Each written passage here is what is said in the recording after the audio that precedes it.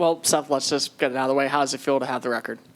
To be honest, I don't feel any different, but it's a very cool feeling. I need to send out a big thank you to Connor, to Nick, to Braden, and Austin, because without them, I wouldn't be able to do my job though at the level that we're capable of doing it. And then how cool is it to be mentioned like with Randy Bullock? Like you come to Texas A&M because of the fraternity of specialists that are here, and to be mentioned in that conversation it feels amazing. But at the same time, it's what I train for, but it's not what I live for. I live for something more. And then when you look at guys like Randy and Braden and Drew Kaiser and all of them, is it finally okay to say that Texas A&M may be special teams you? I think so. I think we could go toe-to-toe with anybody in the country and prove who we are.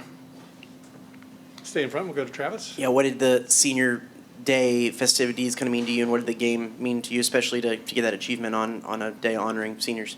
I was fighting back tears all game long. I mean, it's been so sweet to break a couple records here at Kyle Field and to share it with my teammates and the 12th man. It's just been incredible. A&M means so much to me. I met my wife here, and it's just always felt like home.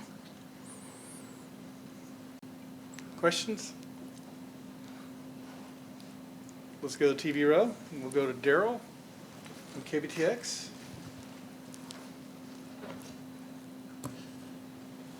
Seth, I know that today you guys probably, when you walked on the field, felt like that you were going to be able to win this ball game. But what does it mean to do the things that you did in the way that you did as you now turn the page and get ready to take on an LSU team in a ball game that really is going to mean a whole lot in terms of your bowl game?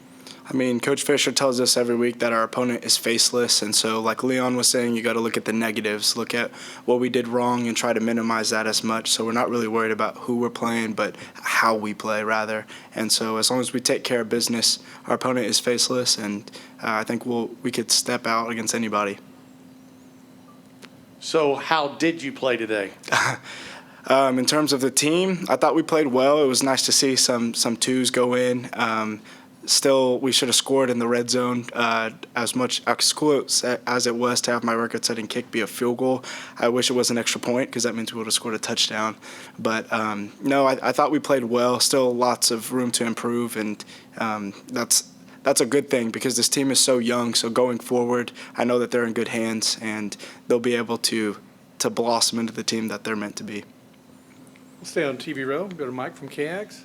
Seth, you set the school record for points. Aaron Hansford scores his first touchdown. PV had a sack. I mean, was this pretty ideal as far as senior night goes in performances? I mean, you tell me. I think it was. I think it was sweet to send the seniors out in the way that we did in stamping fashion.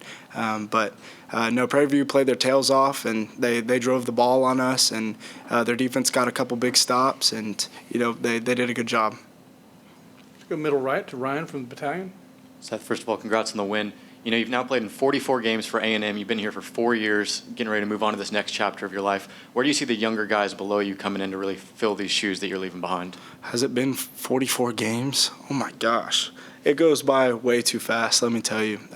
But the young guys, oh my gosh, for Caden, he's been getting experience, and then we got a couple guys coming in. They're going to go compete for a job as far as specialists go. But I mean, you watch some of the young guys today. Amari Daniels gets a big run. Keith Brown gets a big run. So it's very encouraging to see those guys come out and play, and then. Who knows? Who knows what's going to happen? I just know that the culture that's being built here is going to breed something special. Go to the far front right to Cole. Seth, Jimbo talks all the time about playing a faceless opponent, but for Nick to not punt until the fourth quarter and have just kind of a quiet day holding the balls for you, what does that say about the offense, especially first and second team? I think that says that they did their job. And I would have loved if Nick could have been inactive because that means they really would have done their job well. But no, it's good. Nick has a good time just holding, and he's so funny. He's so Australian. I love it. All right, I think that's all the questions. Yes, sir. Thank you. Thanks, Seth. God bless.